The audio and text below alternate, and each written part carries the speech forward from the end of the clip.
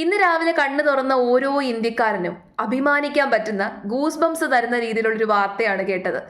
കുറേ ദിവസങ്ങളായിട്ട് നമ്മൾ കേൾക്കാൻ ആഗ്രഹിച്ചൊരു വാർത്ത. ഇന്നലെ കിടന്നുറങ്ങിയവരാരും തന്നെ ഇങ്ങനൊരു കാര്യം പ്രതീക്ഷിച്ചിട്ടുണ്ടാവത്തില്ല. പാതിരാത്രി കറക്റ്റായിട്ട് അവർ എക്സ്പെക്ട് ചെയ്യാതെ അവർക്ക് നല്ല തിരിച്ചടി കൊടുത്തു. ഇത് വെറും സാമ്പിൾ മാത്രമാണ്, ഇനിയും തിരിച്ചടികൾ കൊടുക്കുക തന്നെ ചെയ്യണം. അപ്പോൾ ഈ ഒരു ഓപ്പറേഷൻ ഇട്ട പേര് ഓപ്പറേഷൻ സിന്ദൂർ. സർജിക്കൽ സ്ട്രൈക്കിന് ഇടാൻ പറ്റിയ ഏറ്റവും ഉചിതമായിട്ടുള്ള പേര്. ഈ സിന്ദൂർ എന്ന് പറഞ്ഞ വാക്കിന് ഒരുപാട് അർത്ഥമുണ്ട്.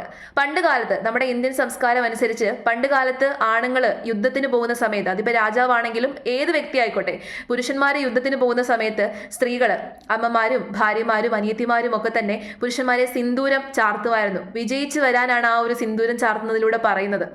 അതേപോലെ നമ്മുടെ രാജ്യത്തുള്ള സഹോദരിമാരുടെ സിന്ദൂരമാണ് നഷ്ടപ്പെട്ടത്.